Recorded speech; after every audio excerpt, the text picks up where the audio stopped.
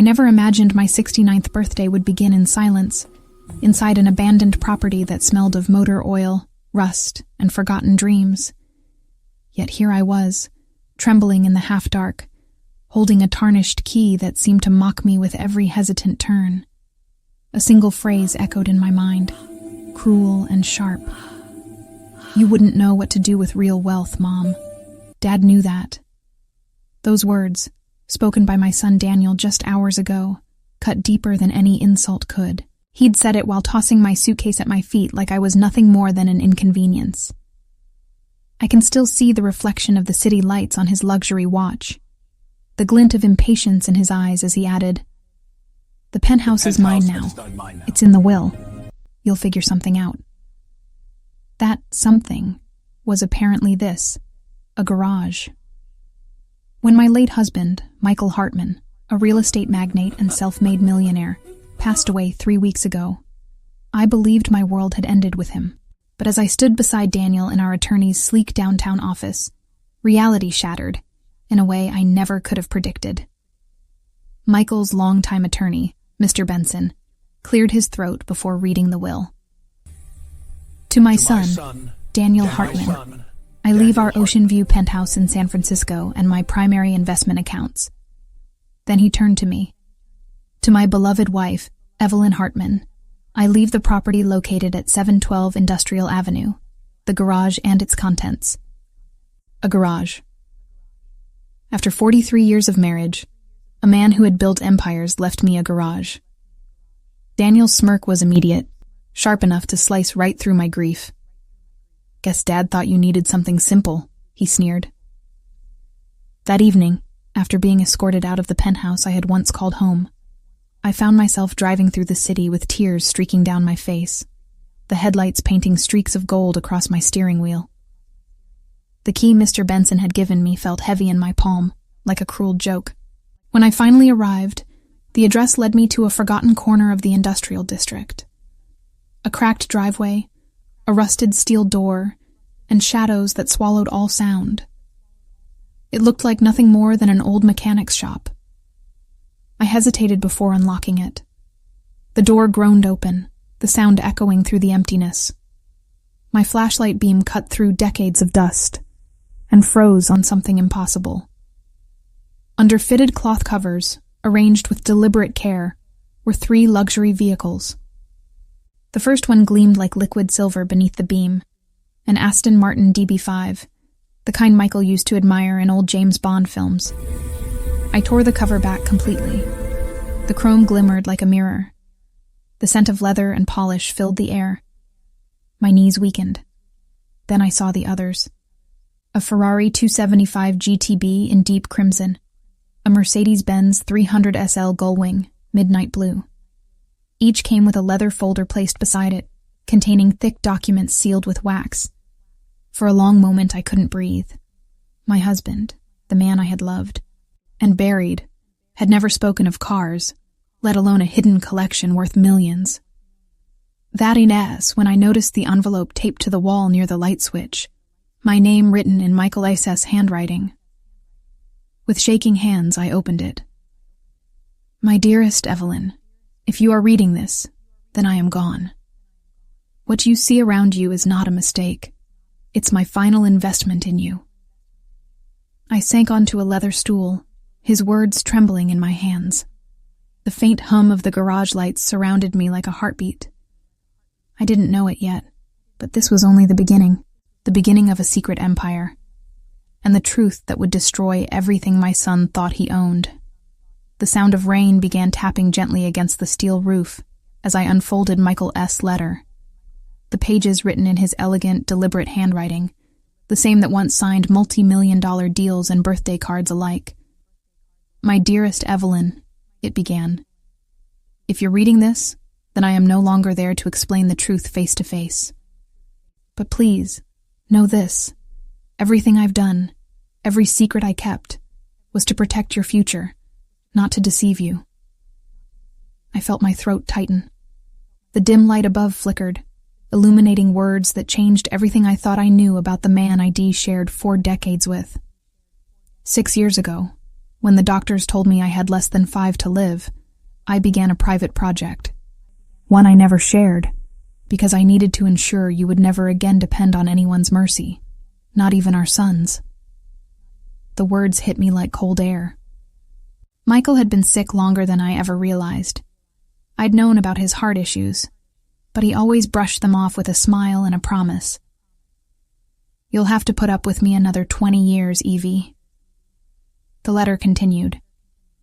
I left Daniel what he expected: visibility, luxury, and ego. The penthouse, the accounts, the pieces of our life he valued most.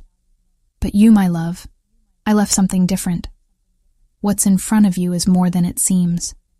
The cars alone are worth over $15 million, each one restored and documented by Charles Waverly, my trusted dealer and confidant. Call him. His number is in the envelope below. My hands trembled. 15 million? My eyes flicked back to the gleaming silhouettes before me. But Michael's letter wasn't done revealing its secrets. Behind the framed photograph of us in Paris, you'll find a safe. The combination is our anniversary date. Inside, you'll discover records for multiple properties, accounts, and trusts, all held privately, under your name. You are not poor, Evelyn. You are the owner of everything I built when no one was watching. I pressed a hand to my mouth as tears blurred the words. It was too much. Too surreal. Michael, the man who used to fix me breakfast when I forgot to eat, who'd leave handwritten notes in my handbags before business trips, had orchestrated an entire financial empire behind closed doors. I know Daniel, he'd written next. I know how ambition has changed him. He will see the penthouse as power, the stocks as status. But he has lost sight of love, empathy, and humility. You, Evelyn, have always carried those. If Daniel proves himself worthy of your trust, you may choose to share this inheritance with him. If not, this is your freedom, your second chance to live without anyone's control. The rain outside grew heavier, echoing like applause on the roof. My tears mixed with quiet laughter, a sound of disbelief and gratitude colliding. For years, I'd stood beside Michael in glittering halls and charity galas, wearing gowns and diamonds he'd chosen for me, believing the luxury around us was our shared world. But this hidden empire, was his final love letter. I looked around the immaculate garage again. These vehicles weren't symbols of status. They were metaphors for rebirth. Timeless beauty, precision, and power, all quietly waiting for me to discover them. I reached for the wall where our Paris photo hung. Us standing in front of the Eiffel Tower, his arm around me, both of us smiling like the future was infinite. The frame lifted easily, revealing the outline of a small safe behind it. My heart pounded as I turned the dial. 0917, our anniversary. The click of the mechanism releasing was soft but electric.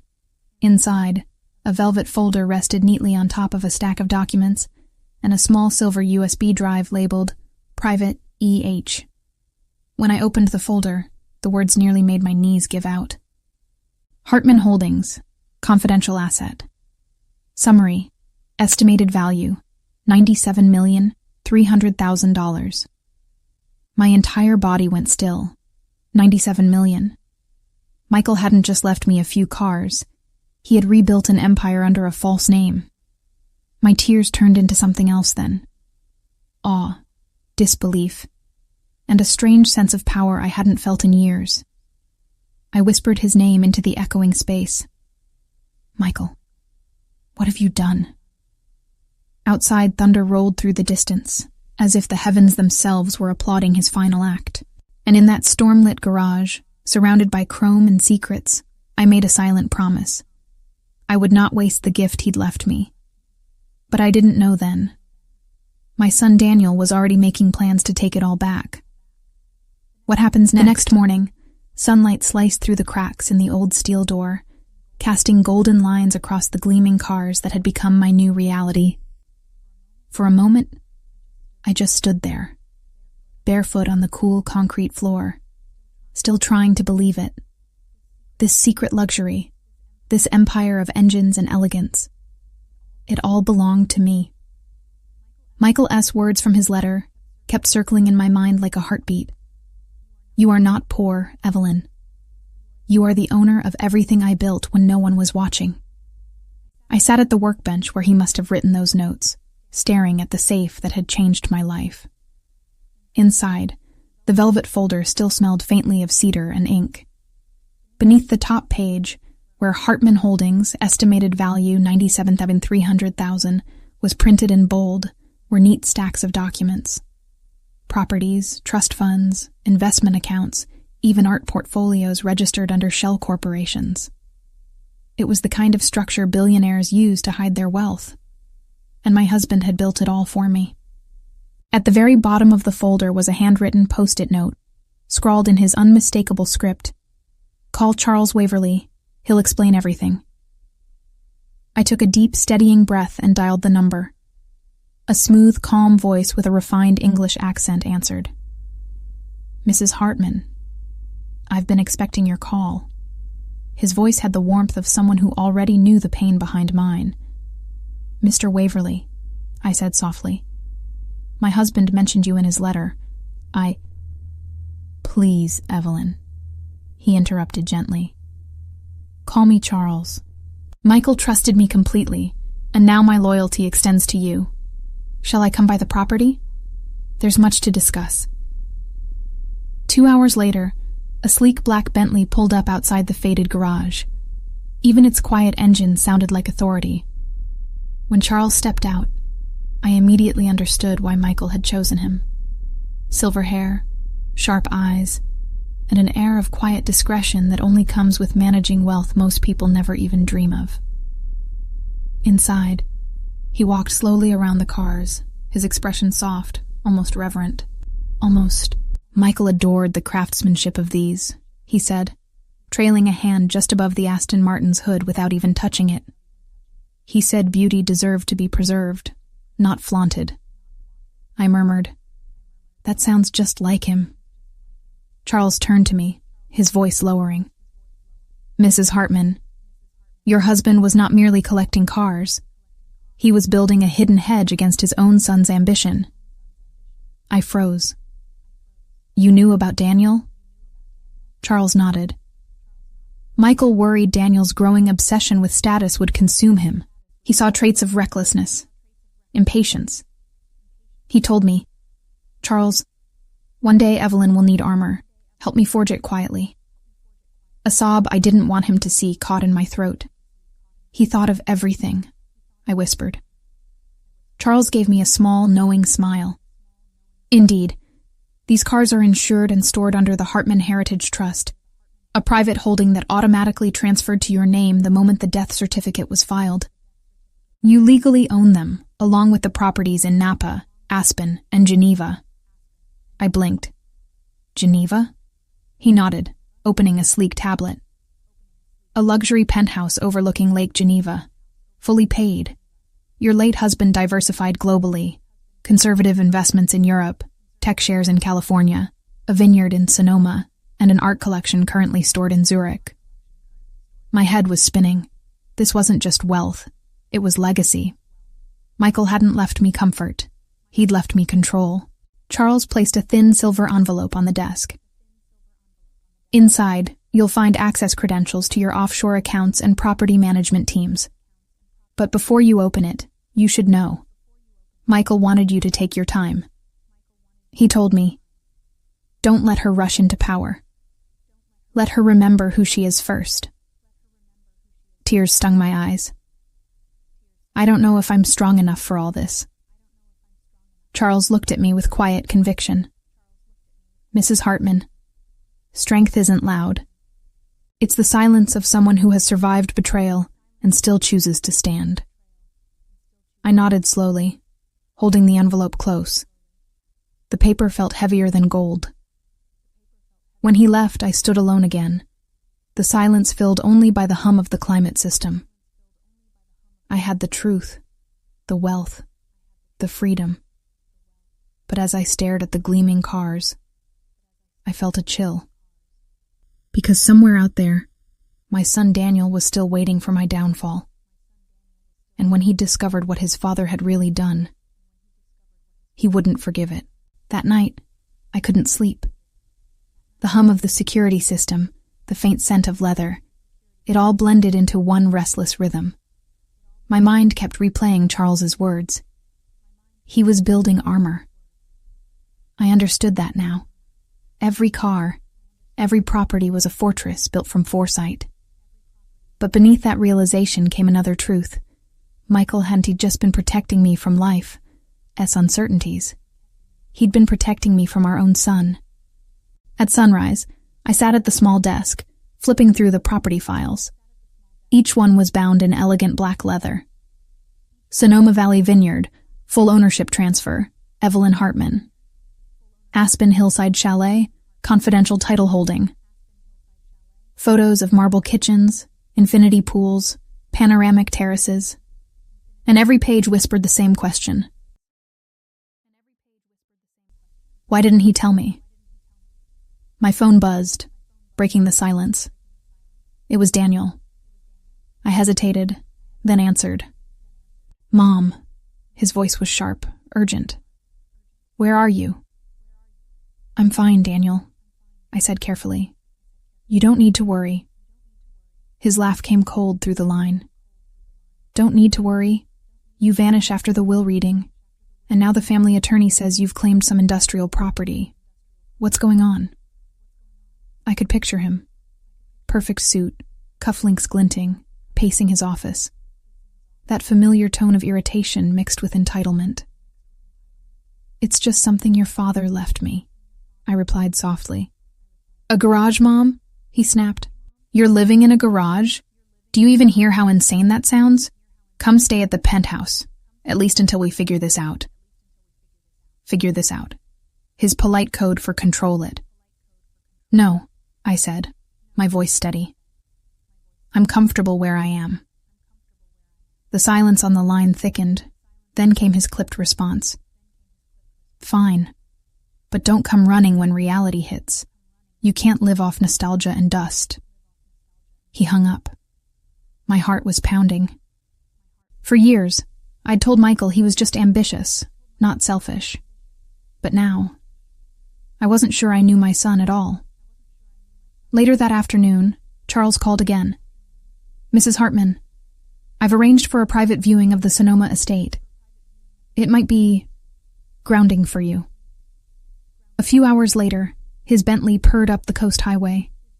The estate came into view like something out of a dream, an ivory villa with sweeping terraces and glass walls. Inside, the air smelled of roses and cedar. On the dining table sat a small velvet box. Inside, a note in Michael S. handwriting. You once said you wanted to paint again when life slowed down. Here, my love. Life will move only at the pace you choose. My throat tightened as I touched the paintbrush beside the note. He knew you better than anyone, Charles said quietly. He wanted you to live again, not just survive. I let myself imagine it, waking up to sunrise over vineyards, painting with soft jazz playing. But just as quickly, reality intruded. My phone buzzed, a text from Daniel. I've seen the estate papers. Don't forget. Everything Dad built was supposed to stay in the family. We'll talk soon. The words felt like a warning. I looked out over the sunlit fields. The beauty of the place suddenly shadowed by unease. Michael had given me freedom, but Daniel saw it as theft. The battle between inheritance and blood had begun. And this time, I was starting to think love wouldn't be enough. The city looked different now. Colder, taller, less forgiving. As the Rolls-Royce Ghost glided through the marble-paved entrance of the Ocean View Towers, our former home, I felt that old, familiar ache rise in my chest. That penthouse. It had been my sanctuary, the place where my late husband, Michael, and I had celebrated every anniversary, shared midnight champagne, and dreamt of our future adventures. Now, It was my son Daniel's kingdom. Or so he thought.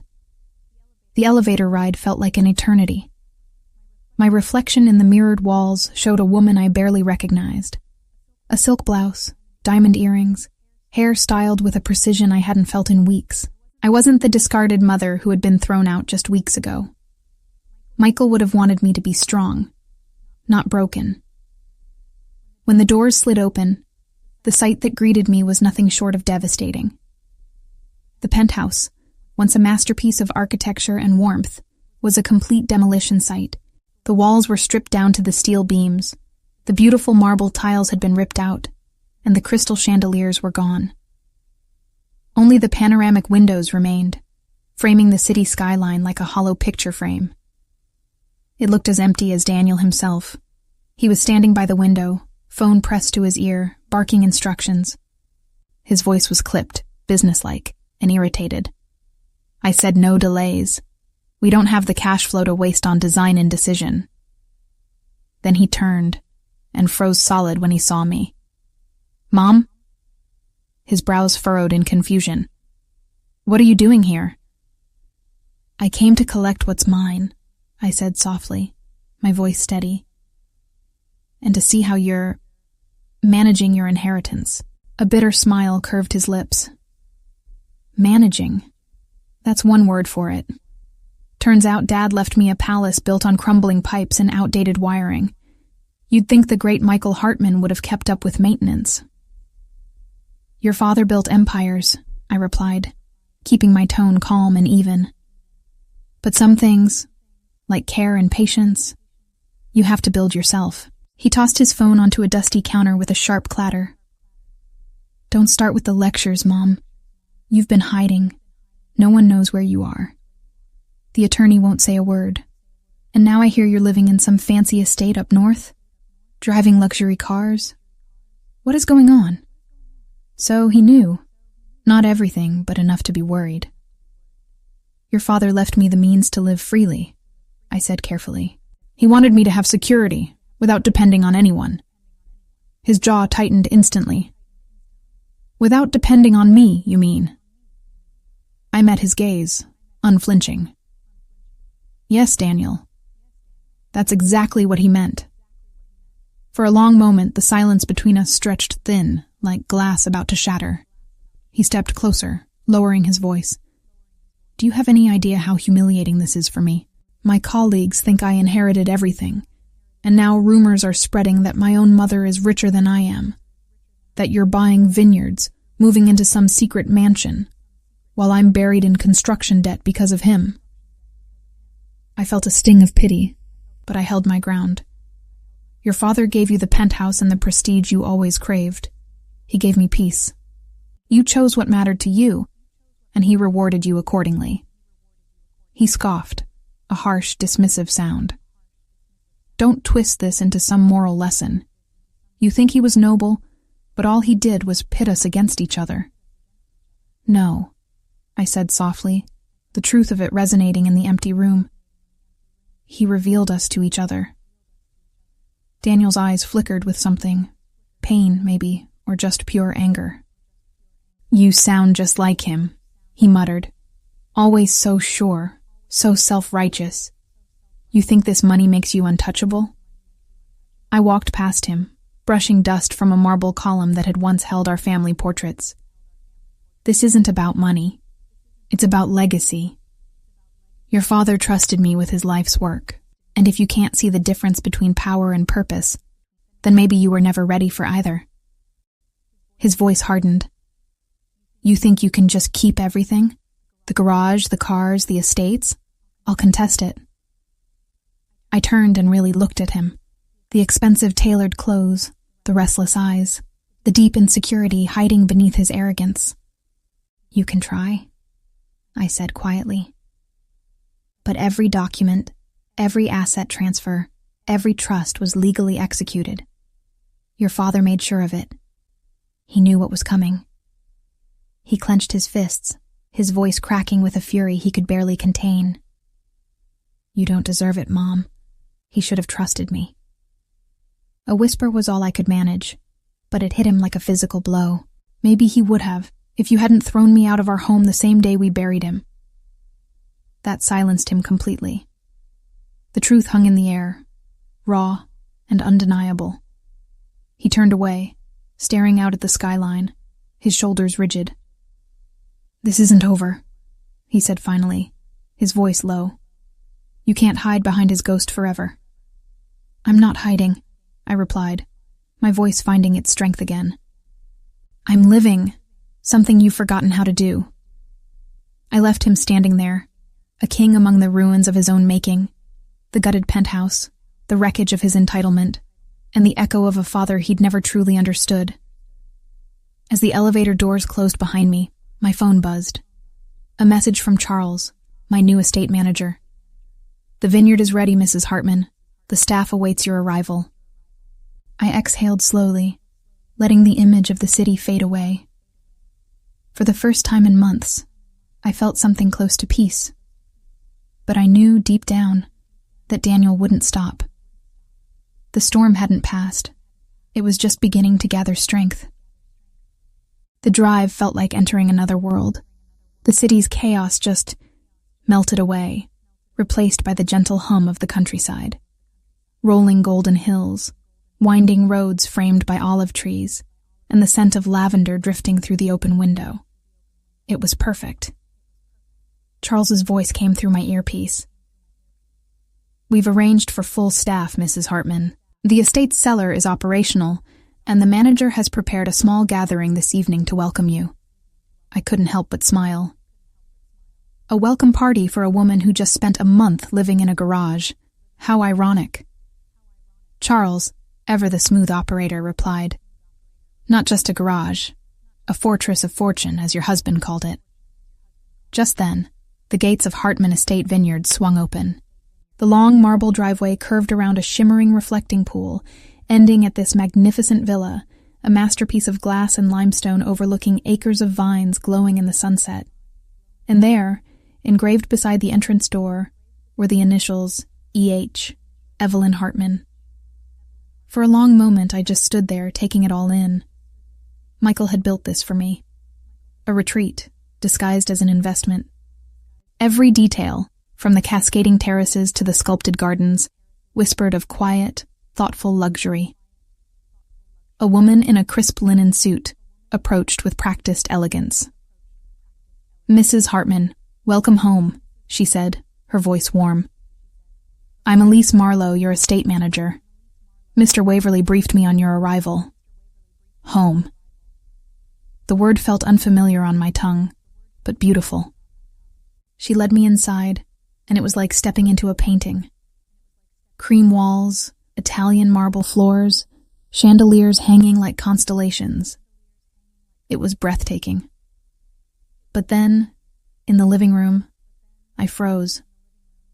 Above the grand fireplace hung a framed photograph of Michael and me from a vineyard tour years ago. I hadn't seen that picture in decades. Elise smiled gently. Mr. Hartman personally oversaw the interior before. She trailed off respectfully.